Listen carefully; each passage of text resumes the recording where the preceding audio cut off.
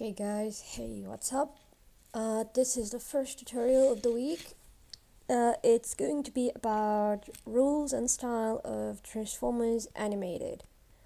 Um, First of all, I'll remind you that I'm just a fan.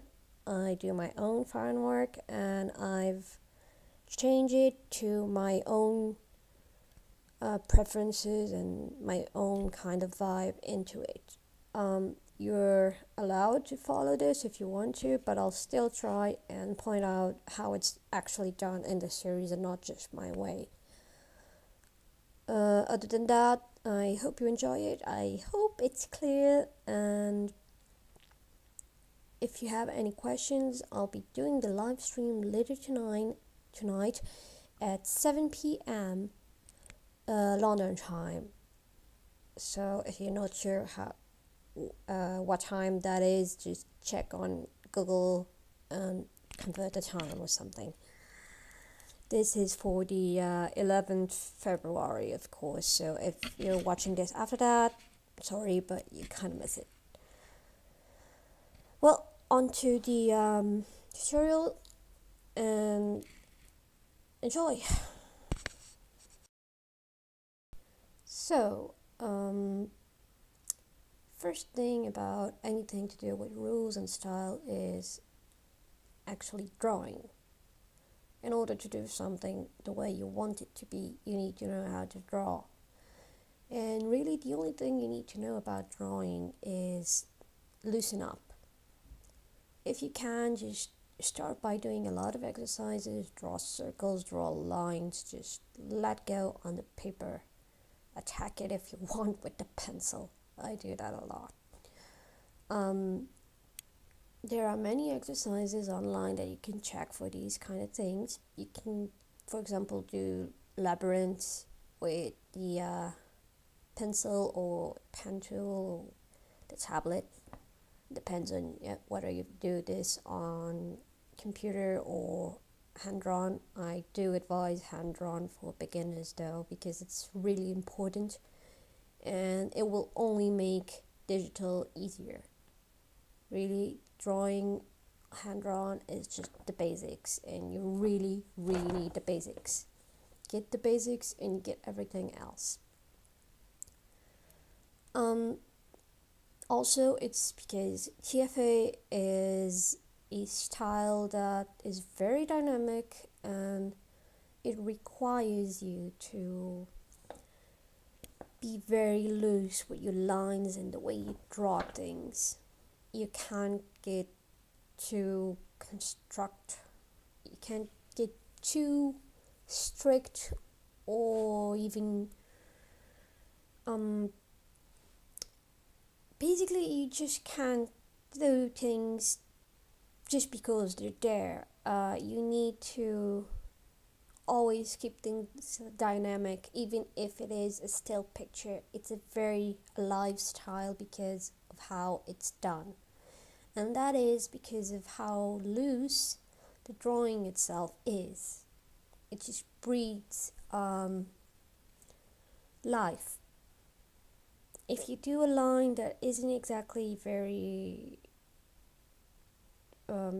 instinctive, you'll get something very clunky and hesitating, and that's always very unpleasant to the eyes, even if people don't want to admit it or just don't realize it. It's never pleasant. That's mostly the reason why people will look at better artists and go, your lines are so good.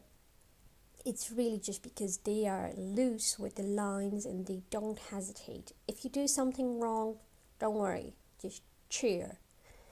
If you do a mistake, just say, yes, I fucked up, or something like that.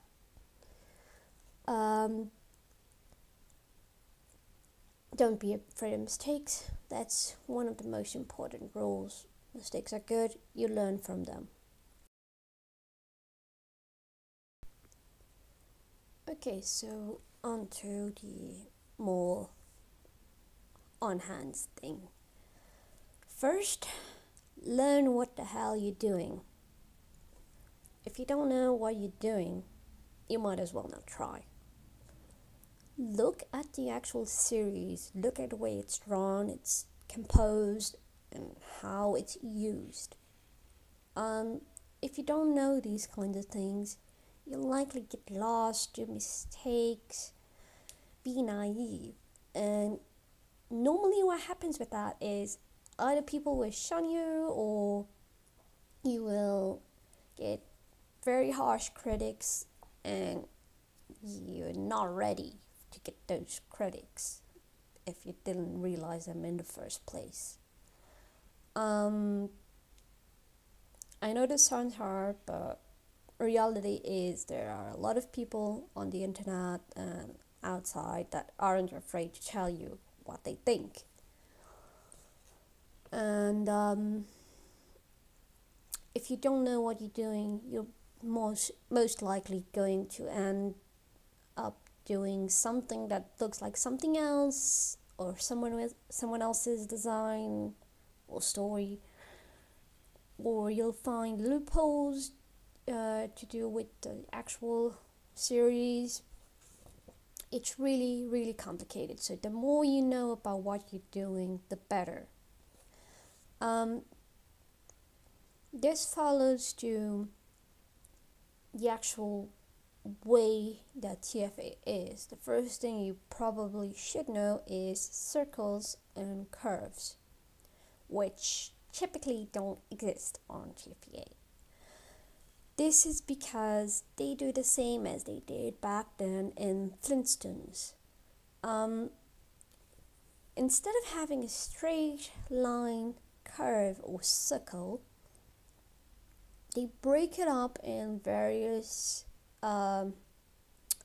lines, which makes an illusion of a circle or a curve, but it's actually just lines, straight lines.